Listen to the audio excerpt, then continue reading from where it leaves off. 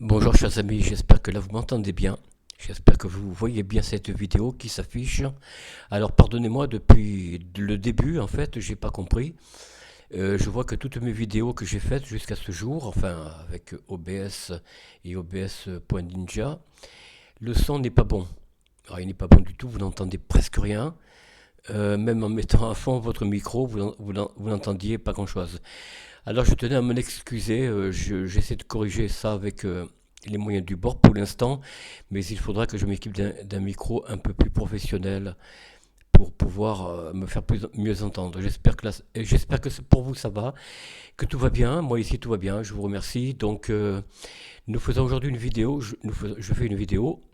Nous allons continuer un petit peu le cours de l'histoire, mais auparavant, je voulais rappeler aux nouveaux qui prennent la vidéo en cours, eh bien, de vous abonner, de partager cette vidéo, bien sûr, de la partager entre vous, entre amis, en famille, enfin bon, autant que vous le pouvez, que vous le voulez.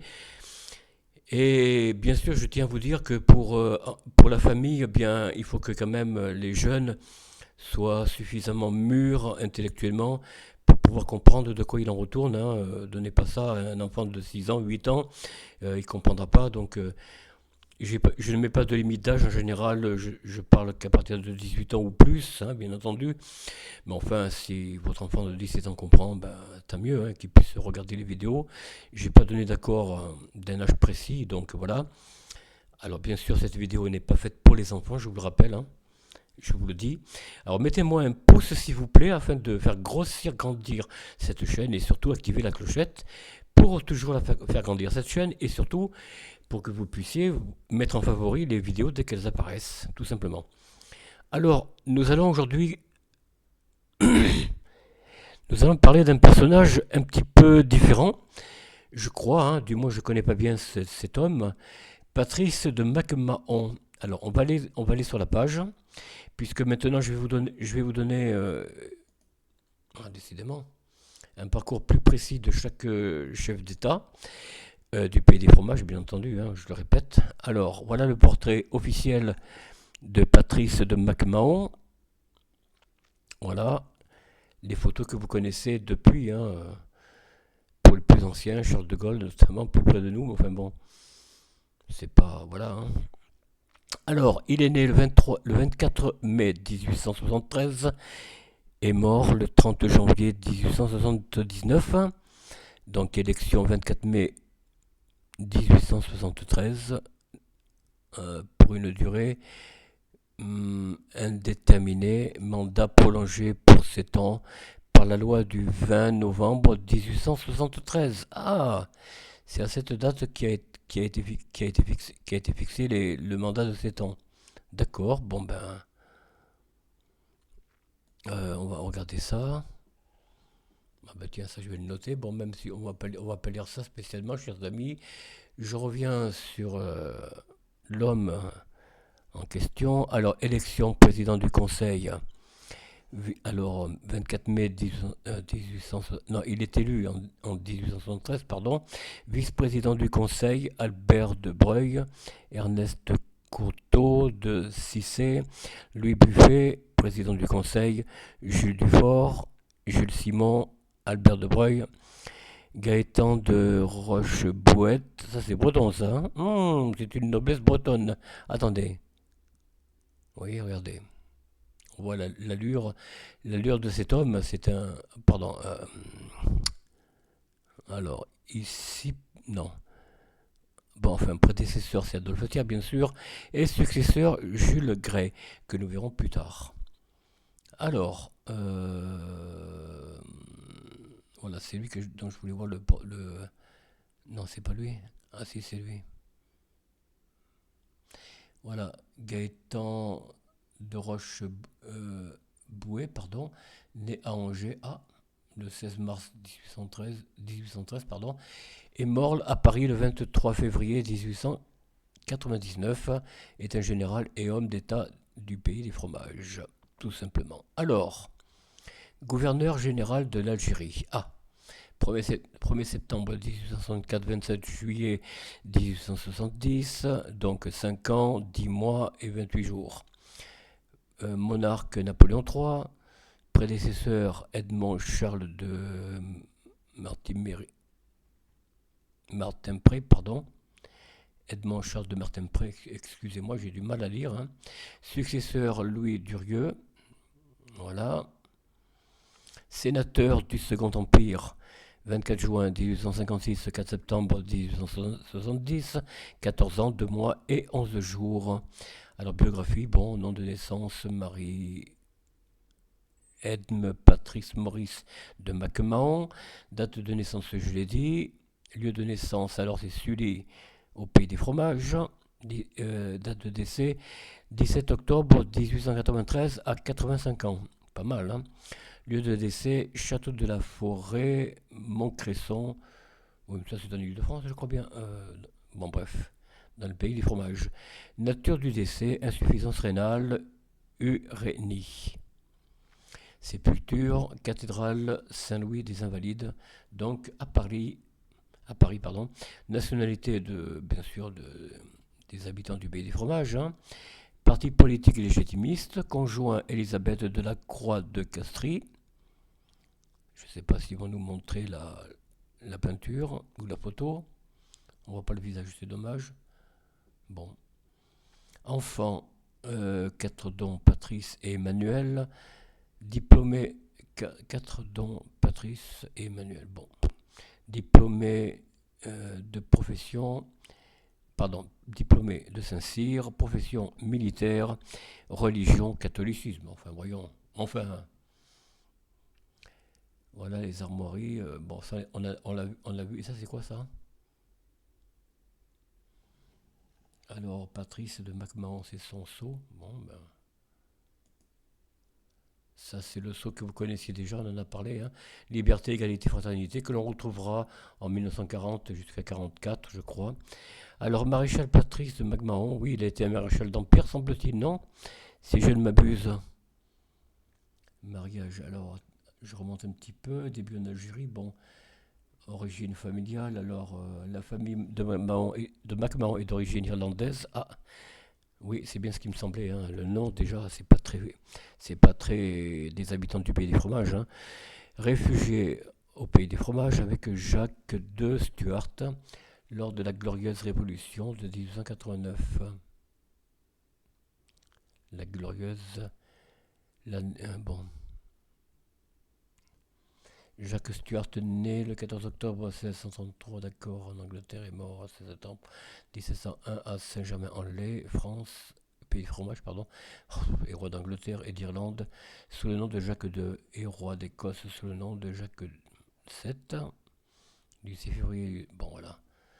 Oui, c'est lui qui a été chassé par Cromwell, semble-t-il. Alors, famille essentiellement militaire, 14 MacMahon ont intégré l'armée.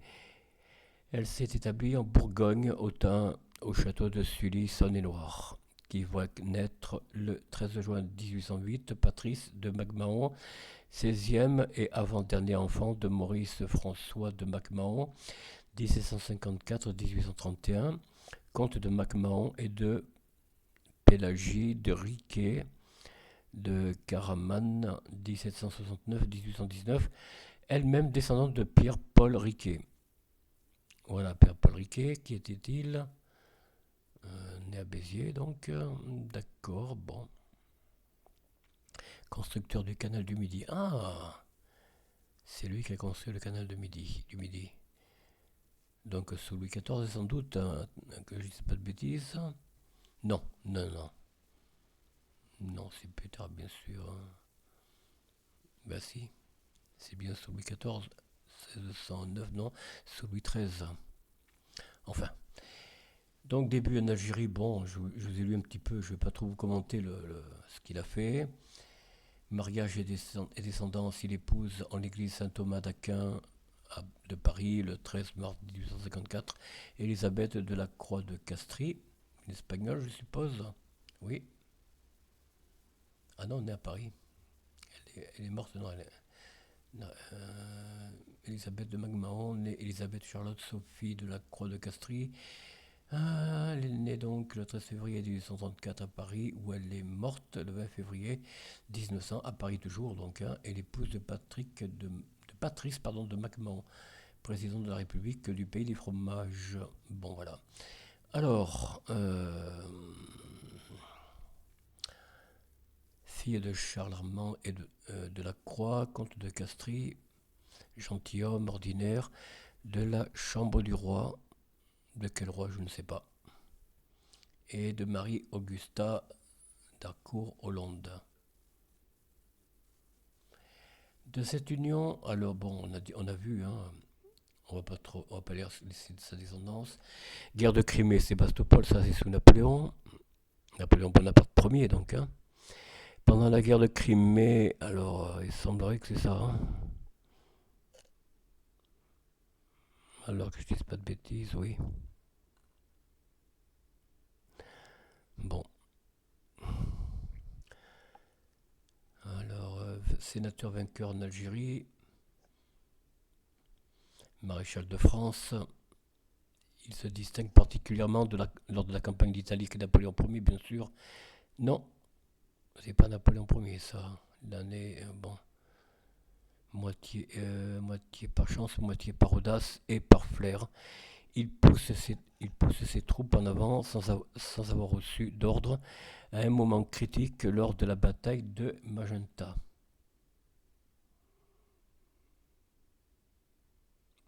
Ah, c'est Napoléon III, oui, d'accord. J'aurais dû y penser avant. Ce qui assure la victoire des habitants du pays des fromages. Bon, pour ses brillants services, il reçoit de Napoléon III le bâton de maréchal et fait duc de Magenta. Bon, ça c'est la noblesse de l'Empire, hein, que voulez-vous que je vous dise. Hein, c'est pas une noblesse ancestrale hein, du pays des fromages quand même, du pays franc. Hein. Si on prend les vrais nobles, c'est dès le début, ou alors après le 13e ou 15e siècle, voilà, au mieux. Mais après la Révolution, il y a eu la fin de la noblesse, donc on n'en parlait plus, il y a eu un vide. Mais dès le premier empire, Napoléon Ier, déjà, il a donné un titre de noblesse. Bon, moi, je pense surtout à Rothschild, hein, Edmond de Rothschild à l'époque, hein, c'était lui, je crois, qui a été le premier anobli par Napoléon. Donc, nouvelle noblesse, hein, enfin, voilà. Moi, j'ai mes pensées là-dessus, mais bon, je ne vais pas vous donner mon avis. Vous le comprenez, moi, je suis plus un peu plus dans le lointain. Et c'est normal, hein, quand on parle d'ancestral, ça commence pas à la Révolution, hein. L'histoire du pays des fromages et de l'Europe et du monde, d'ailleurs, n'a pas commencé sous la Révolution dite des pays des habitants du fromage, n'est-ce pas? Alors, il faut arrêter un petit peu les frais. C'est comme pour l'Italie. Hein. L'Italie a une noblesse égale à celle du pays des fromages. Mais, j'ai dit, oui, bon, le pays des spaghettis la prochaine fois. Et donc, bon, je ne vous dirai pas ce que je suis moi-même, mais enfin, bon, vous comprendrez.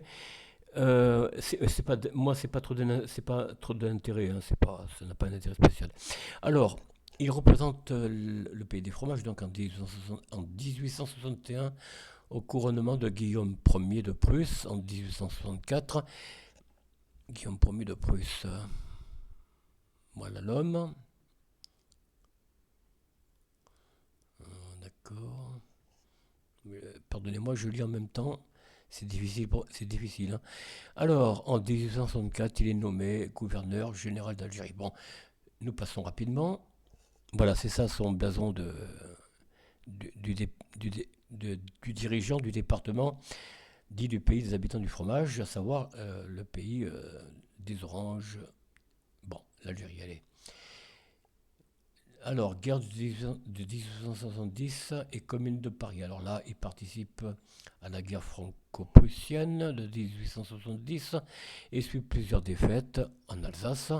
Et lors de la bataille de Sedan, voilà la bataille de Sedan, le 1er septembre 1870, durant la guerre franco-allemande, elle oppose l'armée du pays des habitants du fromage, dite l'armée de Châlons, forte de 120 000 hommes et de 560 canons, et commandée par l'empereur Napoléon III à l'armée prussienne. Bon, voilà. Il est fait prisonnier lors de la capitulation de Sedan. Bon, ben voilà, vous connaissez la suite. Hein. Le 2 septembre, le pays des fromages est battu par les Prusses coalisés avec l'Allemagne, la Bavière, etc., la Saxe, hein, etc.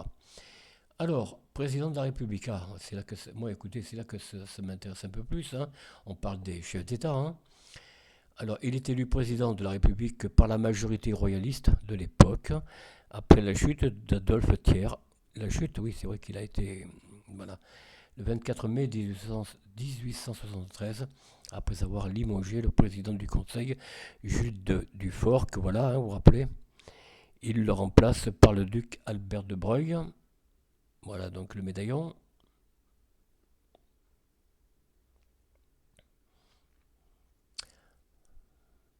Orléaniste aussi, bon. Un monarchiste, hop, hop, hop, projetant ainsi décidément une restauration de la monarchie, oui, bon. Orléaniste, évidemment. C'est le projet de troisième restauration dont les négociations finalement tournent court. L'échec de ce projet de restauration le conduit à faire voter avec le duc de Broglie le septennat présidentiel. Le septennat est une période de 7 ans, ça vous l'avez compris, il correspond généralement à la durée d'un mandat politique. Bon, maintenant c'est 5 ans depuis Jacques Chirac, mais bon, on parlera de tout ça plus tard. Alors, nous continuons. Il prononce sa décision du 24 juillet 1875 dans un arbitrage international qui lui a été confié en tant que président de la République des habitants du pays des fromages, considéré comme neutre dans cette affaire à la demande conjointe du Royaume-Uni et du Portugal, qui tous deux revendiquaient la baie de Lagoa. C'est où ça? Ça se trouve où? Vers le Mozambique, d'accord. Bon, ben voilà, on apprend des choses, hein. Et dont Lorenzo Marquez, qui est cet homme, Maputo est l'une des grandes. D'accord. Il confirme l'appartenance de celle-ci au Portugal. Oh, d'accord.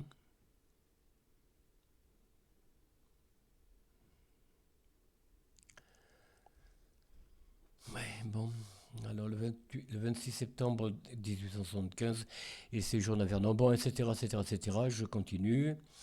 Dernières années, de 1887 à 1893, il dirige la Société de secours aux blessés militaires. Voilà, la Croix-Rouge.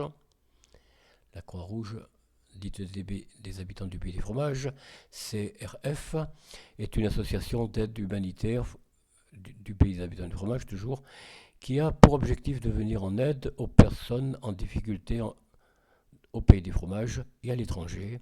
Ses missions fondamentales sont l'urgence, le secourisme, l'action sociale, la formation, la santé, etc., etc., etc. Alors SSBM, je ne sais pas ce que c'est. Devenue en 1940 la Croix-Rouge du pays des fromages, Patrice de Magman meurt le 17 octobre 1893 au château de la Forêt. Voilà, donc château du pays des habitants du fromage, situé à Montcresson, comme je vous l'ai dit, dans le département du Loiret et la région Centre-Val de Loire. Alors, à Montcresson, ben voilà, vous l'avez. Alors, Montcresson, c'est où ça? Euh, D'accord, bon, on l'a dit, hein, c'est un pays de la Loire, près de Montargis. Montargis, c'est en Ile-de-France, il me semble, non? Si je ne me trompe pas. Ah non, du Loiret, pardon, mais décidément, je connais mal mon pays, hein. Centre-Val de Loire en plus. Bon, après avoir entrepris la rédaction de ses mémoires, il est inhumé le 22 octobre à la cathédrale Saint-Louis des Invalides, donc à Paris même, hein, dans le 7e. Après des obsèques nationales et une messe obsèques nationales, voilà, regardez, en grande pompe, hein. Euh, grand- euh, une messe à l'église de la Madeleine, à Paris toujours, hein, voilà. Les 5 cordons du char funèbre sont tenus par le général Février, que voici, ministre de la guerre Charles Merlin. Voilà. Le Sénat et Monsieur Malvy de la Chambre, l'oraison funèbre est prononcée par Adolphe Perrault. Perrault, pardon, excusez-moi. C'est la par l'abbé, non, c'est un prêtre ou quoi lui? Oui, apparemment. Est un oratorien, évêque, ah bon, évêque en plus, cardinal et historien du pays des fromages. Son hôtel de la rue de Bellechasse, que voici, dans le 7e arrondissement, est décrit de la façon suivante par son arrière-petite-fille. J'habitais dans l'hôtel de mon arrière-grand-père, le maréchal de MacMahon, une vieille maison donnant sur les jardins de l'hôtel de Castries, appartenant aux parents de sa femme, le portrait grandeur nature du maréchal par Horace Vernet. Voilà le peintre. Voilà. Dominait le salon de ma grand-mère, son appartement et celui de sa belle-sœur, la comtesse de Pienne, qui a eu 7 ans le soir de Sedan. Qui a eu 7 ans le soir de Sedan. Je comprends pas là. Bon, sont de véritables musées. Des tableaux et des aquarelles illustrent la campagne d'Italie et la guerre de Crimée. De grandes vitrines sont remplies d'armes et de décorations. Le buste en Sèvres du maréchal trône à chaque étage. 7 gros manuscrits de ses mémoires figurent dans la bibliothèque. Des portraits de quoi en fait? Il y a une coupure, bon, c'est pas mal. Ah pardon, des portraits de cour du Second Empire, des souvenirs du prince impérial ornent les murs. Oui, il était monarchiste tout de même. Voilà, regardez, regardez, j'aime beaucoup cette peinture ou cette photo peut-être, hein. Regardez, le chapeau de forme, un homme très élégant. Voilà. Alors, on va passer les détails, bon, de ces décorations, les armoiries, armes de la famille de MacMahon. Donc, vous voyez, des lions, hein, puisqu'il était écossais, je crois, je ne me rappelle plus. En tout cas, dans les îles britanniques, hein. Dans la base de données, archives nationales sans doute, hein. Wikiwix, hein.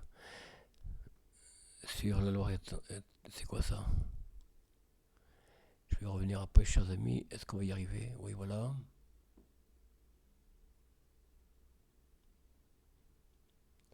Ouais, c'est pas mal.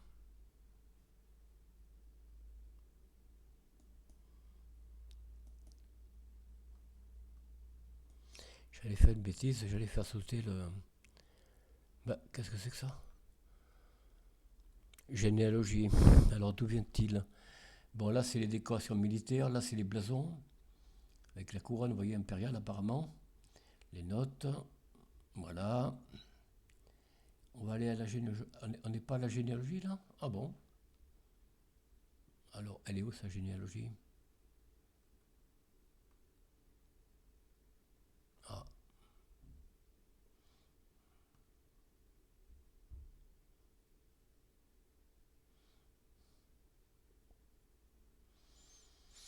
voilà. Bon, écoutez, je crois qu'on a fait un peu le tour de cet homme. Je voulais voir sa généalogie, mais enfin, tant pis, hein. Voilà. Alors, on revient un tout petit peu en arrière, chers amis. Nous avons donc parlé aujourd'hui du président Patrice de MacMahon. Alors, il y a eu comment dire, un intérim, hein, voilà. Le gouvernement Dufort assure l'intérim. Voilà, l'intérim, c'est-à-dire que voilà, l'intérim du président de la République dite du pays des fromages est, au pays du pays des fromages, d'accord, l'occupation du pouvoir organisé. Là, c'est Alain Poher, hein, c'était après De Gaulle. Non, après Pompidou. Organisé pour pallier la vacance de l'empêchement du président de la République dans l'attente de son retour en fonction ou de la désignation d'un nouveau titulaire. Voilà, ça c'est Alain Poher, je vous l'ai dit, hein, qui a remplacé Georges Pompidou, qui est mort prématurément en 1974. Mais nous y reviendrons. Nous y reviendrons. Alors l'intérim était assuré, je crois, par le chef de l'Assemblée nationale, le président de l'Assemblée nationale ou du Sénat, je ne sais plus. Je crois que voilà, conformément aux lois constitutionnelles, le gouvernement du fort, voilà, c'est lui.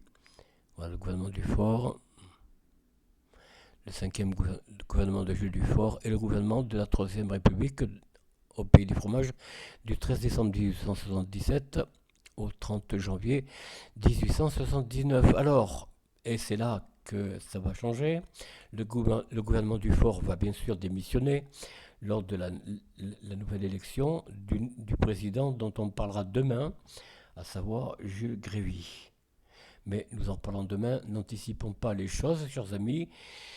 En tout cas, je vous dis merci de m'avoir suivi. Si le son était bon, dites-moi le.